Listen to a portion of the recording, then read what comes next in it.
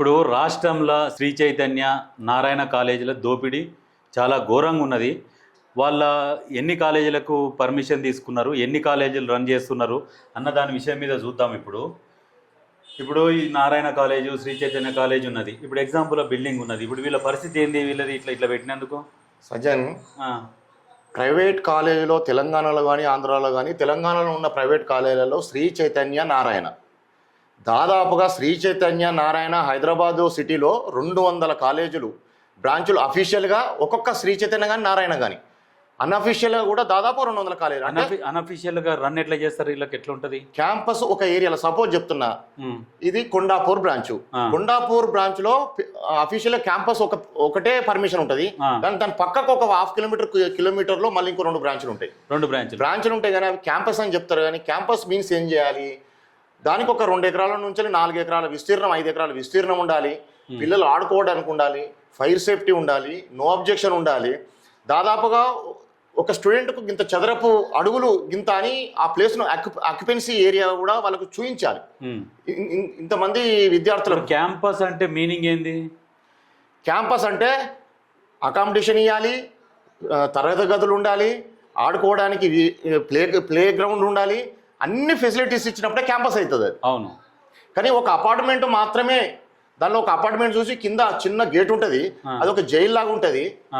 చూడు, ఇది క్యాంపస్ ఎలా అవుతుందండి శ్రీ చైతన్య? ఇప్పుడు ఇది ఉన్నది, ఇంత పెద్ద బిల్డింగ్ కట్టిరు కదా, దీనికి మామూలుగా అపార్ట్మెంట్, ఇది అపార్ట్మెంట్. కాలేజీకి పర్మిషన్ ఇచ్చేటప్పుడు దీని చుట్టూ లారీ తిరిగే ప్లేస్ ఉండాలి, ఒక ఫైర్ సేఫ్టీ. ఇప్పుడు ఆ లారీ రావాలి, ఫైర్ ఇంజన్ వచ్చి చుట్టూ తిరిగే అంత ఉండాలి దానికి. అట్లాంటి ప్లేస్ ఉన్నప్పుడే పర్మిషన్ ఇవ్వాలి. అసలు వాస్తవంగా బిల్డింగ్ కన్స్ట్రక్షన్ అయ్యేటప్పుడు కూడా ఇప్పుడు అదే లెక్క ప్రకారం ఒక ఫైర్ ఇంజన్ తిరిగేంత ప్లేస్ ఉండాలి ఏదైనా అపార్ట్మెంట్ పర్మిషన్ ఇచ్చేటప్పుడు. ఇప్పుడు అది కాకుండా పిల్లలు చదువుకునే దానికి ఇట్లా ఇట్లా ఉంటే ఎట్లా మరి? ఇది ఒక క్యాంపస్ అని పెట్టి ఇందులో దాదాపుగా స్టూడెంట్స్ 800 మంది, ఒక్కొక్క క్యాంపస్లో సుమారుగా 600 నుంచి 800 మంది. ఇప్పుడు టోటల్గా ఇప్పుడు మామూలుగా శ్రీ చైతన్య కాలేజీలు ఎన్ని ఉన్నాయంటే ఓన్లీ హైదరాబాద్లోనే 200 కాలేజీలు ఉన్నాయి. అఫీషియల్గా 200 ఉంటాయి, అన్అఫీషియల్గా సుమారుగా ఇంకొక 200 ఉంటాయి. 400 కాలేజ్ ఓన్లీ శ్రీ చైతన్య ఉంటే, నారాయణ కూడా అఫీషియల్గా ఒక 200 ఉంటాయి, అవి కూడా 200 సేమ్ ఈక్వల్గా ఉంటుంది. ప్రభుత్వ కాలేజీలో చదివేది విద్యార్థులు దాదాపుగా 20% అయితే, ఈ కాలేజీలో చదివే విద్యార్థులు 80%. అది కూడా బిలో మధ్య తరగతి విద్యార్థులు ఫీజు కట్టలేక మామూలుగా ప్రైవేట్ గవర్నమెంట్ కాలేజీలో జాయిన్ అవుతున్నారు తప్ప దాదాపుగా అందరూ. ఇప్పుడు వీళ్ళకి ఆరోగ్య సమస్యలు రావా ఇట్లా ఉంటే? ఈ క్యాంపస్లో ఎక్కడ ప్లే గ్రౌండ్ ఉండదు. అవును. పిల్లలు ఎట్లా ఉంటుందంటే, ఈ రెండు ఫ్లోర్ల తరగతి గది ఉంటే 2 ఫ్లోర్లో అకామిడేషన్ ఇస్తారు. లోపలికి పోతే బయటకు వచ్చే పరిస్థితి ఉండదు. ఎండ తగులదు. వీళ్ళకు డి విటమిన్ లోపాలతో బాధపడే విద్యార్థుల సంఖ్య దాదాపుగా 60 to 70% ఉంటుంది. ఇందులో లక్షల ఫీజులు గుంజి విద్యార్థులను ఒక బందీలుగా చూపించేసి చదువుల పేరుతో దోపిడీ చేస్తున్న ఈ కాలేజీలు. ఇప్పుడు బ్రాంచ్లా ఇప్పుడు అన్ని శ్రీ చైతన్యనే కదా. ఇప్పుడు ఎల్బీ నగర్లోనేమో ఒక ఫీజు ఉంటుంది, ఇక్కడికి వచ్చేసరికి బండ్లగూడలో ఒక ఫీజు ఉంటుంది, ఇక్కడ కుక్కటిపల్లిలో ఒక ఫీజు ఉంటుంది. ఇప్పుడు వీలయ్యే బ్రాంచ్లు అయినప్పుడు సేమ్ ఇప్పుడు ఏదైతే నీకు తీసుకుంటారో కోర్సు, ఏ కోర్సు తీసుకుని సేమ్ కోర్సు తీసుకున్నా ఒక్కొక్క బ్రాంచ్కు ఒక్కొక్క ఫీజు ఎందుకు మరి? క్యాంపస్ చూపిస్తారు. ఇది పెద్ద క్యాంపస్ సార్, ఇక్కడ ఏసీ క్యాంపస్ సార్, ఇది non AC campus. Same AC campus అయినా నీకు డిఫరెంట్ ఫీజులు ఉంటాయి. ఇందులో వాళ్ళ కాలేజీలకు బోర్డు కూడా ఉండదు మరి దానికి. కొన్ని క్యాంపస్లకు బోర్డే ఉండదు. ఎందుకని మరి? ఎక్కడ బోర్డు ఉండదు, అది క్యాంపస్ కాలేజీ ఉంటుంది. అందులో దాదాపు సుమారు 1000 మంది విద్యార్థులు ఉంటారు, ఒక బోర్డు ఉండదు. ఇప్పుడు వీళ్ళ ఫీజులు ఎట్లా వసూలు చేస్తారంటే 2-2.5 లక్షలు ఉంటుంది ఫీజు హాస్టల్కు. 2-2.5 లక్షలు ఫీజులు పెట్టి ఏమైనా తగ్గియమంటే రూపాయి తగ్గియని అంటారు. ఎందుకు తగ్గారు? దాదాపుగా 400 కాలేజీలు, శ్రీ చైతన్య కానీ నారాయణ కానీ 400 కాలేజీలు, హైదరాబాద్ 800 కాలేజీలు ఉంటాయి. ఈ మెట్రోపాలిటన్ సిటీలో దాదాపుగా ఓఆర్ఆర్ ఇన్సైడ్ 800 కాలేజీలు ఉన్నాయి. వీళ్ళే దాదాపుగా ఒక్కొక్క క్యాంపస్లో 600 నుంచి 800 మంది విద్యార్థులు ఉన్నారు. ఇంకా పెద్ద క్యాంపస్ అయితే దాదాపు 1500 మంది పెద్ద క్యాంపస్లో ఉంది. ఇప్పుడు నాకు ఒక ఇన్ఫర్మేషన్ తెలిసింది ఎప్పుడంటే గత ఒక 3 years బ్యాక్. ఇప్పుడు హాస్టల్లో ఉన్నప్పుడు ఫీజు తగ్గియమని చెప్పేసి నేను ఇట్లనే కాలేజీ వాళ్ళకు ఫోన్ చేసి అడిగిన, ఫీజు తగ్గియాలి మరి ఏందని చెప్పేసి తెలిసిన వాళ్ళకి ఫోన్ చేస్తే వాళ్ళు ఉండేమన్నారంటే, అన్న మేము ఇట్లా ఇప్పుడు మేము ఒక కాలేజ్ ఏమో కవితనంట, ఒక కాలేజ్ ఏమో హరీష్ రావు అట, వాళ్ళు ఓపెన్గా చెప్తున్నారు మేము వాళ్ళకి ఇచ్చుకోవాల్సిందే, వాళ్ళకి ఇవ్వకుంటే మేము కాలేజీలు రన్ చేయలేమని చెప్పేసి చెప్తున్నారట. నారాయణ శ్రీ చైతన్య కాలేజీలు ఖచ్చితంగా వీళ్ళు తీసుకునే ఫీజుల మీద ప్రభుత్వ నియంత్రణ కోల్పోయింది. వీళ్ళు దాదాపు గత 20 సంవత్సరాల నుంచి ఈ నారాయణ శ్రీ చైతన్య ఈ స్టార్ట్ అయ్యి 20 సంవత్సరాల నుంచి ప్రజల సొమ్ము దోపిడీ చేస్తున్నారు. విద్యార్థుల దగ్గర నుంచి ఫీజుల రూపాయలు కోట్లాది రూపాయలు గుంజుతూ ప్రభుత్వాల పెద్దలను కూడా మెయింటైన్ చేసి గవర్నమెంట్ కాలేజీలో నిర్వీర్యం చేసి ఈరోజు విద్యా వ్యవస్థను నాశనం చేసి వేలాది కోట్ల రూపాయల టర్నోవర్తో ఈ కాలేజీలు నడుస్తూ ఉన్నాయి. ఇప్పుడు ఈ విద్యకు మరి సంఘాలు ఎక్కడ పోతున్నాయి? విద్యార్థి సంఘాలు కూడా ఎన్నిసార్లు వీళ్ళ కాలేజీల ముందు ధర్నాలు చేసినా వాళ్ళను కూడా పోలీసులతో పోలీస్ జులుంతో చేపించి వాళ్ళని కూడా అరెస్ట్ చేపించేసి, విద్యార్థి సంఘాలేమో పోలీసులతో జులుం చేపించి వాళ్ళని అరెస్ట్ చేసి పంపిస్తారు. కొన్ని విద్యార్థి సంఘాలు వీళ్ళతో లోపాయికార ఒప్పందాలతో కూడా చేసుకున్న విద్యార్థి సంఘాలు కూడా ఉన్నాయి. ఎంతసేపటి కొన్ని విద్యార్థి సంఘాలు ఏంటంటే లోపలికి పోతారు, మాట్లాడుకొని వస్తారు, రేపు వద్దాం ఇవాళ మనకు టైం ఇచ్చారని చెప్తారు, వెళ్ళిపోతారు. మేనేజ్ చేస్తారు వీళ్ళు, మేనేజ్ చేస్తారు. మేనేజ్ కానకపోతే మాత్రం అరెస్ట్ చేయించేసి వాళ్ళ మీద కేసులు పెట్టిన సందర్భాలు కూడా ఉన్నాయి. అంటే ఈ కాలేజీలో సాధారణమైన వ్యక్తులే కావు, అసాధారణ వ్యక్తులు.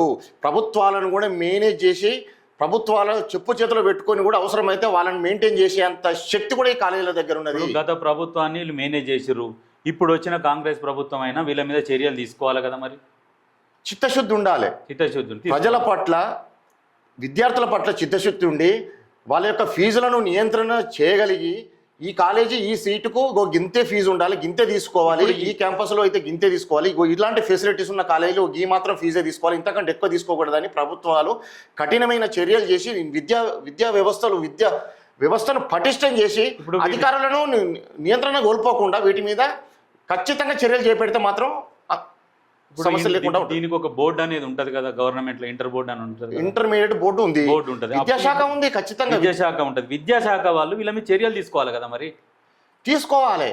ప్రభుత్వంలోను పెద్దలను కూడా వీళ్ళు మేనేజ్ చేసేంత శక్తి ఈ రెండు కాలేజీల దగ్గర ఉంది. అసలు ఈ విద్యా ప్రైవేటీకరణ వ్యవస్థ ఎప్పుడు వచ్చింది? దాదాపు 20 సంవత్సరాల నుంచి వీళ్ళ ఆధిపత్యంలోనే ఇప్పుడు ఈ విద్యా వ్యవస్థ ఉంది. మనకి ఇప్పుడు నాకు తెలిసిన ఇన్ఫర్మేషన్ ప్రకారము ఈ విద్యా ప్రైవేటీకరణ అనే పుట్టింది ఎప్పుడంటే రామారావు పీరియడ్లో పుట్టింది ఇది. అవును, రామారావు గవర్నమెంట్ వచ్చినాకనే ఈ ప్రైవేట్ స్కూళ్ళు ప్రైవేట్ కాలేజీలు అనేవి స్టార్ట్ అయినాయి. ఇప్పుడు వచ్చిన విద్యా ప్రైవేటీకరణ అనేది వచ్చినప్పుడు ఎక్కడైతే ఆంధ్ర నుంచి ఎవరైతే పెట్టుబడిదారులు ఉన్నారో కాలేజీలే కావు, నారాయణ స్కూల్స్ ఉన్నాయి, శ్రీ చైతన్య స్కూల్స్ ఉన్నాయి. ఈ స్కూల్స్ ఈ దరిద్రాన్ని ఇప్పుడు ఈ పట్టణ ప్రాంతాల నుంచి గ్రామీణ ప్రాంతాలను మండల స్థాయిలో కేంద్రాల వరకు విస్తరించారు. ఇప్పుడు వసూళ్లు పట్టణం నుంచి పల్లెటూరు దాకా పోతున్నాయి అన్నట్టు. ఇప్పుడు ఒక వ్యక్తి ఒక కుటుంబం గ్రామీణ ప్రాంతాలు కానీ పట్టణ ప్రాంతాల్లో ఉండే ఒక కుటుంబాలు సంపాదించిన దాంట్లో 30% వీళ్ళ జేబులకే పోతున్నాయి, వీళ్ళ ఖజానాలకే పోతున్నాయి. ఎట్లా లాగాలనేది వీళ్ళకి తెలుసు. జనాలకు లక్షల రూపాయల ఫీజులు చేస్తారు. ఎన్ని లక్షలు సంపాదిస్తారండి ఒక సాధారణ కుటుంబం? లక్షల రూపాయల ఫీజులు వసూలు చేస్తారు. 10,000, 15,000, 20,000 సంవత్సరానికి వీళ్ళు 2 లక్షలు కట్టాలి. ఒక్క విద్యార్థికి 2 పిల్లలు ఉంటే 4 లక్షలు కట్టాలి. ఎంత జీతం ఉండాలి ఆయనకు? వీళ్ళ మీద కఠినంగా చర్యలు తీసుకోవాలి. ప్రభుత్వాలు కఠినమైన చర్యలు తీసుకోవాలి. ఫీజుల మీద నియంత్రణ ఉండాలి. ఫీజుల మీద ఏం చేస్తున్నారంటే వీళ్ళు ఈ ఫీజులు కట్టడం వల్ల ఏం చేస్తున్నారంటే ఇప్పుడు ఎగ్జామ్ ఫీజు కట్టుకునేది ఉంటుంది, ఎగ్జామ్ ఫీజు కట్టుకుంటలేరు. మా కాలేజ్ ఫీజు కడితేనే ఎగ్జామ్ ఫీజు కట్టుకుంటాం. వీళ్ళది సుమారు 2 లక్షల ఫీజు ఉంటే అడ్మిషన్ తీసుకునే రోజు 50% కట్టాలి. మిగతా 50% అడ్మిషన్ తీసుకునే రోజు కట్టాలి. అడిషనల్గా ఏమన్నా ఇంకొక దానికో 20,000 30,000 అడిషనల్ ఛార్జెస్ చేస్తారు. బుక్స్ కానీ వాళ్ళకు ఉండడానికి దోబీ కానీ వాళ్ళ టెలిఫోన్ బిల్స్ కానీ అవన్నీ సొసైన్స్ హాస్టల్లో ఉండే వాళ్ళకి ఈ 30,000 వరకు ఇస్తారు. అది 50% లెస్ 30,000 కట్టాలి. మిగతా రిమైనింగ్ కూడా ఎప్పుడైతే పిల్లలు హాస్టల్ వదిలి పండుగలకు వెళ్తారు, దసరాకి వెళ్ళాల్సి వస్తుంది, సంక్రాంతికి పిల్లలు వెళ్తారు, వెళ్ళేటప్పుడు వీళ్ళకి ఇంటిమేషన్ ఇచ్చి పంపుతారు ఇంకా 25% కట్టాలని. మళ్ళీ దసరా కట్టిన తర్వాత మళ్ళీ సంక్రాంతి పిల్లలు పోగానే క్యాంపస్ బయట ఉన్న తర్వాత ఆ 25% ఫీజు కట్టిన తర్వాతనే క్యాంపస్ రానిస్తారు. 80% రానియరు. ఇప్పుడు సరే ఎంతో కొంత మిగులుతుంది బ్యాలెన్స్ లాస్ట్కి వచ్చి 5,000 10,000 మిగిలిన సుతా హాల్ టికెట్ ఇవ్వకుండా సతాయించిన దాఖలాలు కూడా అదే సతాయిస్తున్నారు వీళ్ళు. ఇప్పుడు వీళ్ళ మీద అట్లాంటి అప్పుడు వీళ్ళ మీద కేసులు పెట్టి వీళ్ళని అరెస్ట్ చేయాలి. ఇట్లా సతాయిస్తే వీళ్ళు. ఇప్పుడు నీకు ఫీజు గురించే కదా, ఇప్పుడు ఇంటర్ కాలేజ్ ఉన్నది, నువ్వు 10th సర్టిఫికేట్ ఒరిజినల్ పెట్టుకుంటున్నారు కంపల్సరీగా. నువ్వు ఫీజు కట్టడం డౌట్ తోనే కదా ఒరిజినల్ పెట్టు. వాస్తవానికి కూడా కొన్ని ఫ్యామిలీస్ మధ్యతరగతి ఫ్యామిలీ ఉంటాయి, బిలో మధ్యతరగతి ఉంటాయి, వాళ్ళ పిల్లలు ఉన్నతంగా చదివియాలి.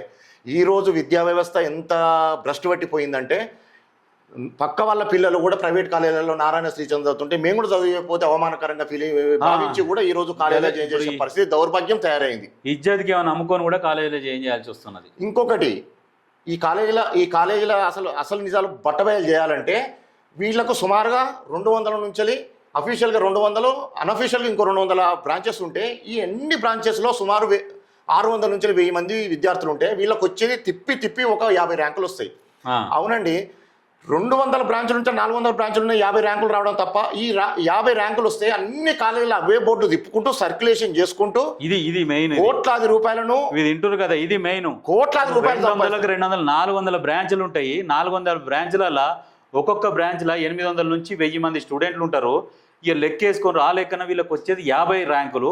ఆ 50 ర్యాంకులని ఒకటే తిప్పుతుంటారు. అన్ని బోర్డులు ఏ కాలేజీ ముందు బోర్డు చూడు అదే ఉంటుంది. క్యాజిట్ అరిగిపోయిందాక తిప్పుతుంటారు. ఇక రిజల్ట్ వచ్చిన రోజు Narayana number 1, Sri Chaitanya number 1, number 2 అని ఇప్పుడు 400-500 బ్రాంచులు పెట్టుకొని 50 ర్యాంకులు సాధించిన రోజు నెంబర్ 1. ఇంకొకటి సజ్జన్, ఈ రోజు విద్యా వ్యవస్థ ఎంత భ్రష్టు పట్టిపోయి తయారైందంటే గవర్నమెంట్ కాలేజీలో చదివిన వాళ్ళు ఈ రోజు రాష్ట్రంలో దేశంలో ప్రముఖ ప్లేస్లలో ఉన్నారు వాస్తవం చెప్పానంటే. ఇప్పుడు మనము రేవంత్ అన్నకు ఒక రిక్వెస్ట్ చేసుకోవాలి. ఎందుకంటే గత ప్రభుత్వము కూడా వీళ్ళని పట్టించుకోక ప్రజలను విపరీతంగా దోపిడీకి గురి చేసిరు. కాకపోతే ఇప్పుడైనా మీరు ఈ కాలేజీల మీద చర్యలు తీసుకుంటే ఖచ్చితంగా మీరు ప్రజలకు మేలు చేసినట్టు అవుతుంది. ఇప్పుడు వీళ్ళని ఫీజులను నియంత్రిస్తే ఏమవుతుంది? మీరు ఏదన్నా ఒక పథకం ఇచ్చినట్టే వాళ్ళకు, ఎందుకంటే వాళ్ళకి పైసలు మిగులుతాయి. ఇంకొక విషయాన్ని ప్రత్యేకంగా గుర్తుపెట్టుకోవాలంటే ఇందులో ఉండే ఫ్యాకల్టీస్ కూడా దాదాపుగా వాళ్ళకు ప్యాకేజ్ సిస్టంలో ఫ్యాకల్టీను మాట్లాడుకొని వందల సంఖ్య విద్యార్థులను అపార్ట్మెంట్లలో ఉంచుతూ క్యాంపస్లని వాటికి బోగస్ పేర్లు పెట్టేసి ఒక్క ఏరియాలో ఒక క్యాంపస్ పర్మిషన్ తీసుకొని ఇంకో 2 క్యాంపస్లను అడిషనల్గా పెట్టి ఒక్కొక్క క్యాంపస్లో 600 నుంచి 800 మంది విద్యార్థులను పెట్టేసి వారి దగ్గర 1,00,000 నుంచి 2 లక్షల ఫీజులు వసూలు చేస్తూ వేల కోట్ల టర్న్ ఓవర్ చేస్తూ ప్రభుత్వ పెద్దలను కూడా మాయ చేస్తూ వాళ్ళను వీళ్ళ చెప్పు చేతుల్లో పెట్టుకొని ఈరోజు ఈ రాష్ట్రంలో ఈ ఆంధ్రప్రదేశ్లో కానీ తెలంగాణలో కానీ 2 కాలేజీలు గుత్తాధిపత్యంగా వేల కోట్ల టర్న్ ఓవర్తో దాదాపుగా సుమారుగా 2,000 నుంచి 3,000 కోట్ల రూపాయల టర్న్ ఓవర్ పర్ ఇయర్ వచ్చేసింది వీళ్ళది. ఇప్పుడున్న ప్రభుత్వం కూడా రేవంత్ అన్న గారు ఇప్పుడు ఈ కాలేజీలకు ఒక్కదానికి పర్మిషన్ తీసుకొని 4-5 ఓపెన్ చేస్తున్నారు వీళ్ళు. ఇట్లాంటి వాటి మీద చర్యలు తీసుకోవాలి. అధికారుల మీద మీరు నిఘా పెట్టండి, అధికారులకు మీరు ఆర్డర్స్ పాస్ చేయండి. ఏం చేస్తున్నారు? ఇట్లాంటి కాలేజీలు ఉంటే సీజ్ చేయమని చెప్పండి. వాళ్ళకు బోర్డు ఉండదు, ఏముండదు, స్టూడెంట్లను తీసుకొని వాళ్ళ ఒరిజినల్ సర్టిఫికేట్లు తీసుకొని అక్కడ పెట్టుకొని ఫీజుల గురించి విద్యార్థులను సతాయిస్తే విద్యార్థుల తల్లిదండ్రులు కూడా ఆత్మహత్య చేసుకునే పరిస్థితికి దారితీస్తున్నాయి ఈ కాలేజీలు. అసలు ఈ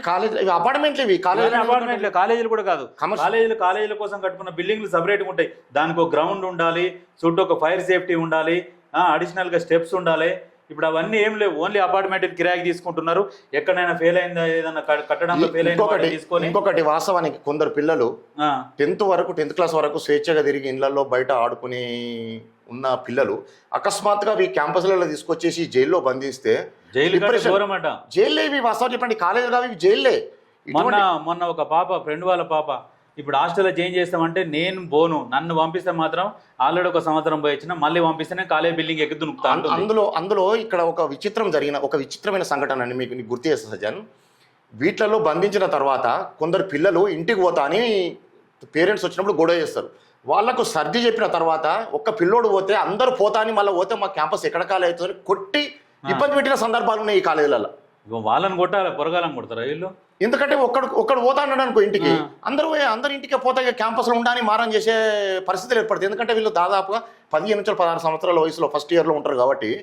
అంటే వీళ్ళ దౌర్జన్యాలు ఏ స్థాయిలో ఉన్నాయి. ఇప్పుడు ఈ అడిషనల్ గా పర్మిషన్ లేని కాలేజీలు ఉంటాయి కదా, ఇప్పుడు వీళ్ళకు క్యాంటీన్ ఉంటది తినడానికి, కింద సెల్లార్లో క్యాంటీన్ ఉంటది. ఇప్పుడు ఈ పర్మిషన్ లేని దానికి క్యాంటీన్ పెడతారు కదా, అక్కడ వంట ఉండదు. వేరే దగ్గర నుంచి చిన్న టాటా ఏస్లు DCMలో చిన్న. ఇంకొక విషయం మంచిగా గుర్తు చేసిన సజ్జన్, ఇవన్నీ క్యాంపస్లు కాదు, దాదాపుగా ఒక 10 కాలేజీలకు కలిపి ఒక దగ్గర వంట చేస్తారు.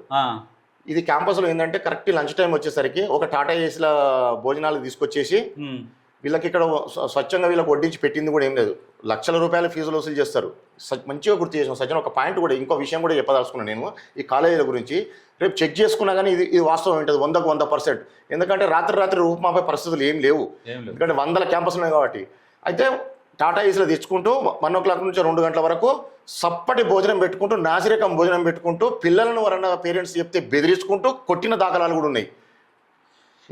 ఇట్లాంటి వాటి మీద ఖచ్చితంగా ఇప్పుడున్న ప్రభుత్వం ఒకసారి ఫోకస్ పెట్టాలి. ఎందుకంటే ఇప్పుడు ఉచిత పథకాలు ఈ గ్యారంటీల కంటే ఇప్పుడు వీటి మీద ఫోకస్ పెట్టి ఒక్కొక్కరు 2 లక్షలు వసూలు చేస్తున్నారు కదా, వీళ్ళని ఒక 50,000 వరకు నియంత్రిస్తే ఇంకా ఒక 1,50,000 వరకు వాళ్ళ కుటుంబాలకు మిగిల్చినట్టు అవుతుంది. ఇంకొకటి సజ్జన్, ఏసీ క్యాంపస్ అని ఉంటాయి ఇందులో కొన్ని, నాన్ ఏసీ ఏసీ క్యాంపస్ ఉంటాయి.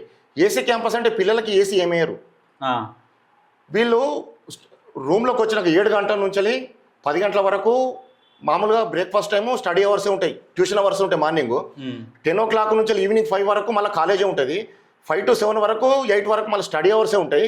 ఆఫ్టర్ 9 తర్వాత డిన్నర్ రూమ్లోకి వచ్చేస్తారు, వాళ్ళకు అకామిడేట్ చేస్తారు. ఒక్కొక్క దానిలో పశువులను నెట్టినట్టు 6, 7, 8 మంది చిన్న చిన్న రూమ్లల్లా.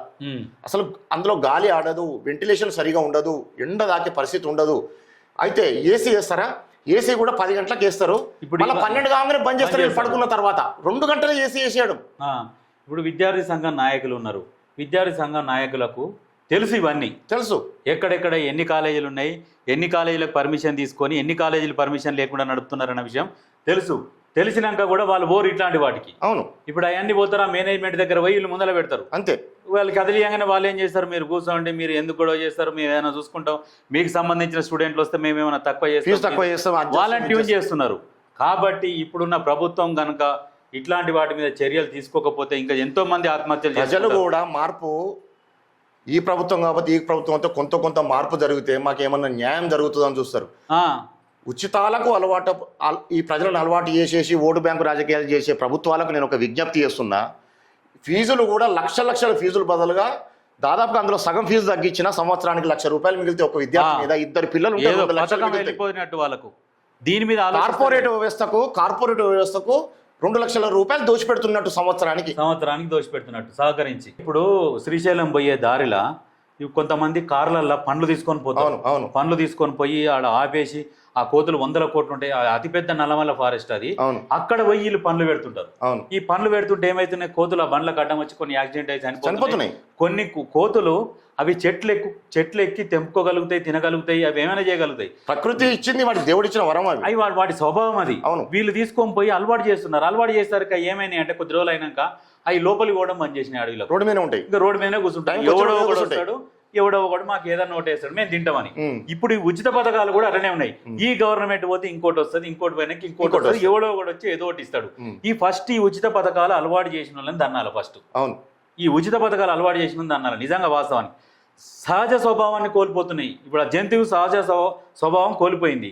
మనిషి కూడా కష్టం చేసుకునేది మర్చిపోతాడు కదా. ఒక్క నిమిషం సజ్జన్, ఒకటి మనం గుర్తు చేసుకోవాల్సిన అవసరం ఉన్నది ఈ సందర్భంలో. ఉచితాలు ఎక్కడి నుంచి వస్తాయి? ప్రభుత్వ ఖజానా నుంచి ఇవ్వాల్సి వస్తుంది. ప్రభుత్వ ఖజానా నుంచి డబ్బులు ఎక్కడి నుంచి వస్తాయి? ప్రజలు కట్టిన పనుల నుంచి ప్రభుత్వ ఖజానాకు డబ్బులు వస్తాయి. ఇంతకుముందు మాట్లాడుకున్నాం ఆ లిక్కర్ గురించి అని. అవును, ఆ లిక్కర్ ట్యాక్స్ వేస్తున్నారు రాష్ట్రానికి ఆదాయం అంటున్నాం. అవును, ఇప్పుడు ఆ రాష్ట్రం ఆదాయంల నుంచే ఇప్పుడు ఈ ఉచిత పథకాలు అనేది ప్రజలకు చేరుకోకటి సజ్జన్. ఇంకొక ఉచిత పథకం పెట్టారు అనుకోండి, ఇంకో 200 పెంచాలి ఒక బాటిల్ మీద, ఇంకా 200 పెంచాలి. అక్కడి నుంచి ఇప్పుడు జనాలకి ఇది అంత అవసరం లేదు. మీరు ఏదన్నా పెంచుకో, నాకు రైతు బంధు కావాలి, రైతు భరోసా కావాలి, ఉచితంగా ఏమన్నా నాకు నెలకు 2,500 కావాలి. ఖచ్చితంగా ఈ ప్రజలు గుర్తుంచుకోవాల్సింది ఏంటంటే, ఉచితాలు అనేది ప్రభుత్వాలు వాళ్ళ ఆస్తులు నమ్మి కానీ వాళ్ళ ఇంట్లో నుంచి ఇవ్వరు. ప్రభుత్వ ఖజానాకే నుంచి రావాల్సింది. ప్రభుత్వ ఖజానా ప్రతి నెల నిండాలంటే ఖచ్చితంగా ప్రజలు కట్టే ట్యాక్సుల నుంచి, పప్పు ఉప్పు అన్ని మనం తినే నిత్యావసరాల నుంచి, పెట్రోల్ నుంచి, లిక్కర్ నుంచి, స్టాంప్ డ్యూటీ నుంచి, మన ఆర్టీఓ పోతే మన చాలాన్లు రిజిస్ట్రేషన్ల నుంచి, ఇప్పుడు పోలీస్ చాలాన్లు కావచ్చు, ఎవ్రీథింగ్ ప్రతిది స్టేట్ జిఎస్టీ నుంచి. స్టేట్ జిఎస్టీ ఏంటిది? నిత్యావసరాల నుంచి ప్రతి కొనేది, మన కన్స్ట్రక్షన్స్ నుంచి సంబంధించింది కానీ ప్రతి వస్తువు అందులోకి వస్తుంది. ప్రతి ట్యాక్స్ మన మీద పడుతుంది. రాష్ట్ర ఖజానాలో ఉచితంగా ఇస్తున్నారంటే రాష్ట్ర ఖజానాలో మన మీద ట్యాక్సులు పడితేనే ఇక్కడ ఉచితంగా ఇస్తున్నారని అర్థం చేసుకోవాలి. ప్రజలు కూడా గుర్తించుకోవాలి. ఉచితంగా మీకు ఎందుకు ఇస్తారండి? ఏ ప్రభుత్వం ఉచితంగా ఇస్తుంది? ఎక్కడి నుంచి ఇస్తుంది? దాదాపుగా నేను చెప్తున్నా, ఈరోజు ఉచితాలని 7.5 లక్షల కోట్లు అప్పు ఇవ్వాలి తెలంగాణలో. దాదాపుగా 15,600 కోట్లు పర్ మంత్ మనకు రెవెన్యూ వస్తే, అందులో 7.5 లక్షల కోట్లు వాటికి ఇంట్రెస్ట్ ప్లస్ అసలు కట్టడానికి 6,500 కోట్లు పోయే పరిస్థితి ఎలా తయారైంది. మనం ఎలా ఆ రాష్ట్రం ఎలా బాగుపడుతుందండి? ఉచితాలు ఇస్తే ఈ రాష్ట్రం పరిస్థితి ఏంది? ఇంకొకటి కూడా, నిజమైన ట్యాక్స్ పేయర్స్ ఉంటారు. నిజమైన ట్యాక్స్ పేయర్స్ ఏం కోరుకుంటారు? వాళ్ళకి రిటర్న్ ఏం కోరుకోరు, ట్యాక్స్ రిటర్న్ ఏం కోరుకోరు, ఇన్ఫ్రాస్ట్రక్చర్ డెవలప్ చేయాలంటారు. ఇన్ఫ్రాస్ట్రక్చర్ డెవలప్ చేస్తే ఉద్యోగాలు వస్తాయి, ఉపాధి కలుపుతుంది, టెక్నాలజీ డెవలప్ అవుతుంది, అభివృద్ధి జరుగుతుంది. ఒక విషయం ఏంటంటే సజ్జన్, అభివృద్ధి అంటే ఎట్లా జరుగుతుంది? ఎప్పుడు కానీ ఇన్ఫ్రాస్ట్రక్చర్ జరిగినప్పుడు, టెక్నాలజీ ఇవన్నీ అయినప్పుడే డెవలప్మెంట్ జరుగుతుంది. ఎప్పుడు కానీ సంక్షేమము ఉండొద్దని నేను అంటలేను.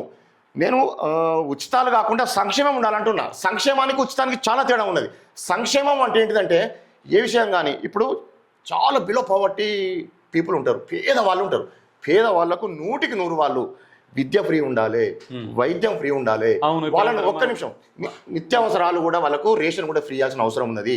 ఈ దేశంలో ఏ వ్యక్తి కూడా ఆహారం లేకుండా చనిపోవడానికి వీల్లేదు, నీడ లేకుండా బట్ట లేకుండా ఉండడానికి లేదు. ఇది ప్రభుత్వాలు ఖచ్చితంగా వారికి కల్పించాల్సిన హక్కు ఉంది కాబట్టి చేయాల్సిందే.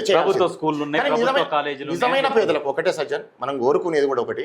ఈ భారతదేశంలో కానీ చాలా దేశాలలో కానీ నిజమైన పేదలకు, చాలా కడు దరిద్రంలో ఉన్న వాళ్ళకు, కూడు బట్ట నీడ లేని వాళ్ళకు మాత్రం ఇవన్నీ కల్పించాల్సిన బాధ్యత ప్రభుత్వాలదే. కానీ మనం కోరుకుంటే ఉచితాల కంటే ఈ రోజు కూడా నేను నిజంగా చెప్తున్నా సజ్జన్, ఓటు వేసే టైంలో టచ్ చేసుకొని గవర్నమెంట్ ఎంప్లాయీ కూడా నేను కూడా ఓటేయడానికి పోతున్నా అని పైసలు పార్టీల దగ్గర, పార్టీ ఆఫీసుల దగ్గర పైసలు వసూలు చేసుకుపోయి ఓటేసిన వాళ్ళు ఉన్నారు. అట్లా ఉన్నది పరిస్థితి. ఈ రోజు ఈ దరిద్రం. పేదవాళ్ళు, అమాయకులు, చదువుకున్న వాళ్ళు, నిరక్షరాస్యులు అంటే వాళ్ళని ఏదో సరే ఓటర్లు ఆలోచించాలి. ఉచితాలకు అలవాటు పడితే ఆ బర్డెన్ ఎవరి మీద పడుతుంది? మళ్ళీ మన మీదనే పడుతుంది కదా. ఆ ఆలోచన ఎందుకు వస్తలేదు? ప్రతిదీ పెరుగుతున్నాడు. కరెంట్ బిల్లులు పెరుగుతాయి, నల్ల బిల్లులు పెరుగుతాయి, నీకు ప్రతి ఉప్పు, పప్పు, కారం, పెట్రోలు ప్రతిదీ పెరుగుతున్నాయి. నువ్వు పథకాలు ఎన్ని అయితే కావాలనుకుంటున్నావో నీవు జోబులోకి వెళ్ళి కడుతూనే ఉండాల్సి వస్తుంది. ఒక వెనిజులా దేశం ఉండే ఎగ్జాంపుల్ కు, వెనిజులాలో సంపన్న వెనిజులాలో ఏమైందంటే అప్పుడు పెట్రోలియం ఉత్పత్తులు విపరీతంగా వస్తున్నాయి ఉండే. అవసరానికంటే నిల్వలు ఎక్కువ ఉన్నాయి, పెట్రోలియం ఉత్పత్తులు పెరిగి సంపద విపరీతంగా అయింది. ఆ రాజు ఏం చేసి ఉండే, అప్పుడు అధ్యక్షుడు ఎవ్వరు పనిచేయాల్సిన అవసరం లేదు, ఇంటికి ఇంత అని సాలరీ లాగనిచ్చుడు పెట్టిండు. కొన్ని సంవత్సరాల తర్వాత సంపద తగ్గి, నిల్వలు తగ్గి, లాస్ట్కు దివాలా తీసిన తర్వాత కరెన్సీని విపరీతంగా ప్రింట్ చేసి ఆ దేశంలో విచ్చడి చేస్తే, కరెంట్ ప్రింట్ చేసినంత మాత్రం దేశం అభివృద్ధి ఉండాలి కదా, తిండి అయితే ఉండాలి కదా. లాస్ట్కి ఏం చేసిందంటే ఆ దేశ ప్రజలు చెప్పుకుంటే సిగ్గుపోతుంది. ఆ దేశాలు చిన్న పిల్లలు 15, 16, 17, 18 సంవత్సరాల పిల్లలు ఒక డబల్ రొట్టె కోసం వ్యభిచారాన్ని కూడా దిగేంత దరిద్రమైన స్థితి ఆ దేశ అధ్యక్షుడు తీసుకొచ్చి. ఆలోచించుకోరు. ఉచిత పథకాలకు అలవాటు పడితే మన దేశ పరిస్థితి కాదు, రాష్ట్ర పరిస్థితి కాదు, మన ఇంటి పరిస్థితి కూడా అట్లనే ఉంటుంది. పని చేసుకోలేము. ఇక మనకు ఎవడో ఒకటి ఇస్తాడు, అది వస్తుంది కదా, ఈ నెల ఇవి పడాలి కదా, మనకు రైతు బంధు పడాలి కదా, ఇవి వస్తే మేము ఇవి కట్టుకుంటాం కదా అనేది వదిలిపెట్టండి. మనకేం కావాలంటే ఫస్ట్ మనకు రోజు చేతి నిండా పని కావాలి. చదువుకుంటేందుకు మనకు స్కూళ్ళు ఉండాలి ఫ్రీగా, అది ఒకటి ఉండాలి. ఒకవేళ మనకు ఆరోగ్యం బాగాలేకుంటే మనకు హాస్పిటళ్ళల్లో ఉచిత వైద్యం అందాలి, అది చూసుకోవాలి. ఎంతసేపటికి నాకు ఇది ఫ్రీ కావాలి, అది ఫ్రీ కావాలంటే ఏడికెళ్ళి వస్తాయి అవన్నీ? రేట్లు పెంచాలి. ఎక్కడి నుంచి వస్తాయి అసలు? ఈ ప్రభుత్వానికి కూడా వేల కోట్ల రూపాయలు పర్ మంత్ ఎక్కడి నుంచి వస్తాయి మీకు? ఉచితం. ఇంకొకటి చాలా దరిద్రమైన పరిస్థితి ఏంటంటే, ఎలక్షన్లు జరుగుతున్న సమయంలో బాగా నేను కూడా ఒకటి విషయం అబ్జర్వ్ చేసిన Sajjan, polling station near by ఒక 200 మీటర్ల దూరంలో ఒక పార్టీ లీడరు ఒక 50 మందికి డబ్బులు ఇచ్చిందట. ఇంకొక 50 మందికి 60 మందికి వీళ్ళు మనోళ్ళు కాదు, వీళ్ళు మనకి ఇచ్చిన ఏరని ఊకున్నాడట. వీళ్ళందరికీ అసలు ధర్నా చేస్తారు. ఏది ఎలక్షన్ రోజు పోలింగ్ స్టేషన్ కు నియర్ బై ఏమని చెప్పన్నా, మాకు వాళ్ళందరికి ఇచ్చిండు, మాకు డబ్బులు ఇవ్వలేదు, మేము ఎందుకు ఓటు వేయాలి అంటే, ఓటు అనేది పైసలు ఇస్తే డబ్బులు ఇవ్వను ఓటు వేయకుండా వేరేని కన్నా ఏటేయాలి. కానీ మీరు ఓటు వేయకుంటే మీరు జనాభా లెక్కలు ఉండరు కదా. అసలు ఎంత సిగ్గుచేటు, వాడు డబ్బులు ఇవ్వలేదు నేను నీకు ఓటు వేయాలంటే. అసలు నువ్వు డబ్బు కోసము నీ ఓటు అనేది ఈ ప్రజాస్వామ్యంలో అతి పెద్ద ఆయుధము ఓటు. దాన్ని అసలు ఈ రాజకీయ నాయకులు ఎక్కడి నుంచి వచ్చిర్రు? ఇన్ని కార్ల ఒక 10 కార్లు 20 కార్లు వేసుకొని కాన్వాయిలు ఎక్కడి నుంచి తిరుగుతున్నారు? ఓట్లు వేస్తే తిరుగుతున్నారు. ఎవరి అవి మన పైసలతోని సోకులు అనుభవిస్తున్నారు వాళ్ళు. దాన్ని కట్టడి చేయాలి ఓటుతోని. ఇలా తెల్ల బట్టలు వేసుకున్న లీడర్లంతా నువ్వు వేసిన ఓటుతోనే వాళ్ళు ఇలా ఎమ్మెల్యేలు అయ్యారు, ఎమ్మెల్సీలు అయ్యారు, ఎంపీలు అయ్యారు, సర్పంచ్లు అయ్యారు, ఎంపీటీసీలు అయ్యారు, జెడ్పీటీసీలు అయ్యారు. ఇది మర్చిపోతారు ఈ ప్రజలు. జనాలకు ఒకసారి ఆలోచించుకోండి. మాకు ఏది కావాలి ఫస్ట్, మీ కాలేజీలు కావాలన్నా హాస్పిటల్ కావాలన్నా విద్య వైద్యం ఈ రెండు ఉచితమైతే చదువుకున్నాక మంచిగా చదివితే ఉద్యోగం వస్తుంది. విద్య ఉండాలి మెయిన్. తర్వాత నీకు ప్రాణం బాగా లేకుండా హాస్పిటల్లో పోతే లక్షల లక్షల బిల్లు అవుతాయి. అది కూడా కట్టకుండా ఉండడానికి విద్య వైద్యం రెండు ఫ్రీ ఉంటే మనిషి ఎక్కడైనా బతకొచ్చు. చదువుకుంటే నీకు ఏడైనా ఉద్యోగం వస్తుంది. చదువుకోకుండా నాకు ఉచితాలు కావాలి, నేను ఇట్లనే కూర్చొని తింటా అంటే నిన్ను ఎవడు బాగు చేయలేడు. నీ కర్మ. నీ ఓటు అమ్ముకుంటావా కోటర్కి, అది నీ ఇష్టం. ఒకసారి ఆలోచించుకో. ఇంకొక విషయం సజ్జన, ఈ సందర్భంలో ఒక గుర్తు చేసుకోవాల్సిన అవసరం, మంచి విషయం గుర్తు చేసుకోవాల్సిన అవసరం ఉన్నది. ఈ ప్రజలకు చెప్పాలి. ఈరోజు ఈ విద్యా వ్యవస్థ గురించి మాట్లాడుతున్నాం, నారాయణ శ్రీ చైతన్య కాలేజ్ గురించి మాట్లాడుతున్నాం.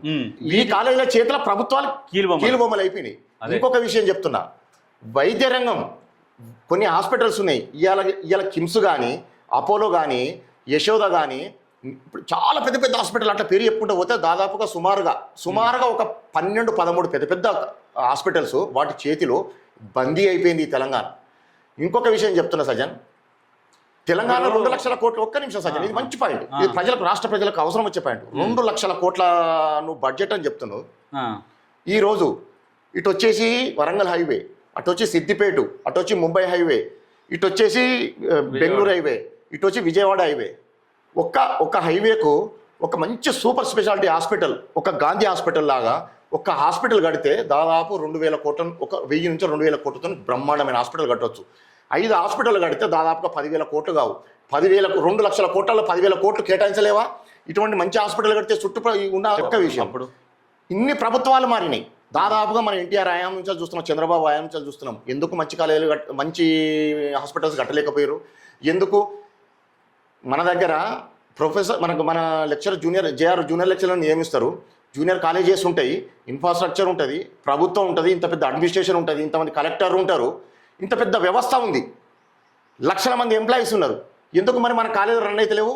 ఇక్కడ ఈ బిల్డింగ్లో ఒక సూపర్వైజర్ మాత్రమే ఉంటాడు. ఇక్కడ అడ్మినిస్ట్రేషన్ రిసెప్షన్లో ఒక 2 ఉంటారు, ఒక సూపర్వైజర్ ఉంటారు. ఇంత పెద్ద కాలేజీలో 5-6 క్యాంపస్లు రన్ చేస్తుంటారు కానీ లెక్చరర్స్ వచ్చిపోతుంటారు అంతే. అయితే నేను ఏం చెప్తున్నా, ఇంకో విషయం చెప్పనా, ఇంట్లో ఎవరైనా ప్రభుత్వ కాలేజీల నుంచి సార్ వచ్చి పాఠాలు చెప్తున్నాడు అనుకో, ఆ సార్ గురించి ఎంత గొప్పగా చెప్తారంటే, సార్ గవర్నమెంట్ కాలేజీలో చెప్తాడు, సార్ ఏంటంటే చాలా ఖతర్నాక్ చెప్తాడు అని చెప్పేసి వీళ్ళకి చెప్తారు. మరి అదే గవర్నమెంట్ కాలేజీలో ఎందుకు చదువుకోమని చెప్పారు? అదే ఇంకొక విషయం, ఇప్పుడు ఇంకొకటి కాలేజీల గురించి మాట్లాడినాం, విద్యా వ్యవస్థ గురించి. ఇదే మనం ఖచ్చితంగా మనం మాట్లాడాలి, ఈ ప్రజలకు తెలవాలి. ఇప్పుడు ఉచితాలు అడిగే ప్రజలకు నేను ఒక సూటి ప్రశ్న ఇస్తున్నా. మీరు హాస్పిటల్కి పోతే ఒక్కొక్కసారి 1,00,000, 2 లక్షలు, 3 లక్షలు, 4 లక్షలు అవుతున్నాయి. ఎందుకు కట్టాలి మీరు 4 లక్షలు? ప్రభుత్వానికి ఇన్ని ట్యాక్సులు కడుతారు. మంచి హాస్పిటల్ ఏమని ఎందుకు అడుగుతలేరు? అడగాలి. ఎమ్మెల్యేలు ఎందుకు అడుగుతలేరు? ప్రభుత్వాన్ని ఎందుకు నిలదీస్తలేరు మీరు? అప్పుడు నిలదీయాలి. వచ్చినప్పుడు మా ఏరియాలో హాస్పిటల్ కట్టుర్రి, మా ఏరియాలో ఒక మంచి లక్షల రూపాయలు అవుతున్నాయి. మేము హాస్పిటల్ పోతే 2 లక్షలు, 3 లక్షలు, 5 లక్షలు అవుతున్నాయి. నిలదీయాలి, గల్లా పట్టుకొని నిలదీయాలి. ఒక విషయం, ఇక్కడ ఈ దేశంలో, ఈ రాష్ట్రంలో నేను ప్రజలకు కోరుకునేది ఒకటి ఖచ్చితంగా నేను చెప్పదలుచుకున్నా. పక్కింట్లో ఏదైనా సంఘటన జరిగినప్పుడు ఆయనకు ఒక 5 లక్షలు అయినప్పుడు అయ్యో 5 లక్షలు అంటారు. ఆయనకు జరగవచ్చు, రేపు మనకు కూడా జరగవచ్చు. రేపు మనకు జరిగితే మన పరిస్థితి ఏంది? అందుకే మనకు కూడా ఒక హాస్పిటల్ ఉండాలి, న్యాయమైన హాస్పిటల్ ఉండే. అలాగ పోతే రూపాయి ఖర్చు లేకుండా కూడా మనం వచ్చి మనకు ఇంట్లో ఉండే అవకాశం కల్పించుకోవాలి. ఇంకొకటి, విద్యా వ్యవస్థ కూడా ఈ రోజు ఒక పిల్లోడు పుట్టినాక 5 సంవత్సరాల నుంచి మనం స్కూల్లో వేస్తే వాడు ఇంటర్మీడియట్ స్థాయి అయిపోతే 17 సంవత్సరాలు, ఇన్ని సంవత్సరాలు లక్షల ఫీజు కట్టాల్సి వస్తుంది. ఈ ప్రభుత్వాలను ఎందుకు తెలియదు? ఉచితాల కోసం 500 రూపాయల కోసం నాకు 500 లేదు, నేను ఓటేయని అడుగుతారు ఈ ప్రజలు. కాలేజీల వ్యవస్థల గురించి, స్కూల్ వ్యవస్థ నుంచి ఎందుకు అడగరు? ప్రతి ఒక్కరు వీటి గురించి కొట్లాడుర్రి. ఎవరైనా కొట్లాడుతుంటే వాళ్ళకి మద్దతు ఇయ్యి, తప్పేముంది? ఇంకొక అంశం సజన్, ఈ కాలేజీలు తప్ప వేరే కాలేజీలు ఎందుకు రావట్లేదు? రానియరు. ఆ మధ్యాహ్నం ఒకటి శ్రీ గాయత్రి అని వచ్చింది, అది వెళ్ళిపోయింది. ఇంకొకటి చూడు, వాటికి పర్మిషన్లు ఇవ్వరు, నానా యాతన పెడతారు. ఇప్పుడు వాటికి పర్మిషన్ ఇచ్చినా కానీ వీళ్ళకి ఒక కాలేజీ పర్మిషన్ ఇచ్చి 4 పెట్టుకుంటుంటే కూడా ఏమన్నారు? ఇగో ఒట్టి చుట్టూడు మనోడైతే ఎక్కడ కూర్చున్నా కడుపుంటుంది అన్నట్టు ఈ కాలేజీల పరిస్థితి కూడా. వాళ్ళకి పర్మిషన్ ఇయ్యరు. పర్మిషన్ ఇచ్చేటప్పుడు క్యాంపస్కు 1,00,000 రూల్స్ అండ్ రెగ్యులేషన్స్ ఉంటాయి. వాళ్ళందరూ వీళ్ళని అడగరు. మళ్ళీ ఇప్పుడు ఇదే ప్రభుత్వానికి, ఈ గవర్నమెంట్ కానీ పోయింది కానీ గతంలో ప్రభుత్వం కానీ, ఏ గవర్నమెంట్కి వీళ్ళ గురించి కంప్లైంట్ చేసి తీసుకొని లోపడేస్తారు అవసరం అయితే.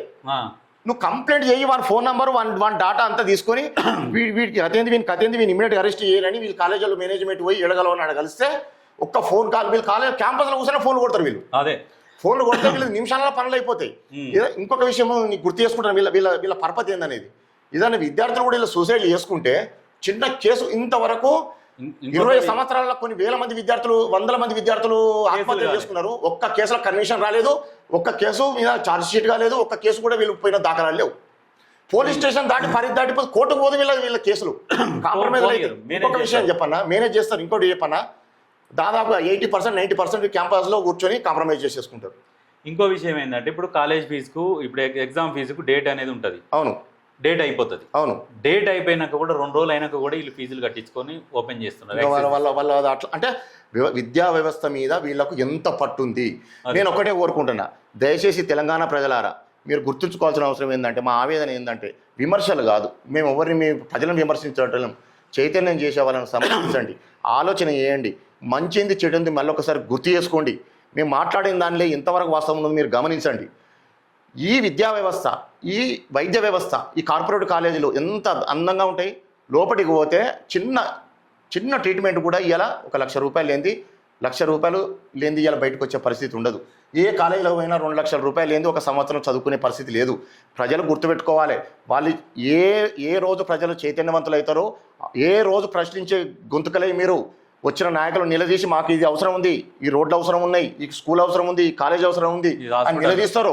మీరు ఆ రోజు చైతన్య పడ్డట్టు ఎలక్షన్ల రోజు ఎవరు వస్తే అయ్యా పక్క గల్లీలో పైసలు వంచరు మాకు వంచలేదని అడిగిన రోజు మీరు ఆ మూసిలో దూకిన. దయచేసి మా మాటలు కఠినంగా ఉండొచ్చు, కఠినమైన మాటల వెనుక మాత్రం నిజాలు మాత్రం ఉన్నాయని మీకు ఈ ప్రజలకు తెలియజేసుకున్నా. ఇంకొకటి సజ్జన్, వాస్తవాన్ని కూడా చెప్తున్నా, ఇది వాస్తవం. గ్రామ సచివాలయాలు అంటారు, మనం ఏమంటాం, సర్పంచ్ కూర్చునేందుకు గ్రామ సచివాలయం. వాటికైనా సున్నవేసిన దిక్కున్నదా? పోదాం, నేను వస్తాయి. తెలంగాణ వ్యాప్తంగా ఎన్ని సచివాలయాలు ఉన్నాయి, ఎన్ని గ్రామాలు ఉన్నాయి, ఎన్ని మండలాలు ఉన్నాయి. ఇంకొకటి కూడా గుర్తు చేస్తున్నా సజ్జన్, నేను ఇదే ప్రభుత్వ స్కూల్ ఉన్నాయి, ప్రభుత్వ స్కూళ్ళకు సున్నవేసిర్రా? బోర్డు చక్కగా ఉన్నాయా?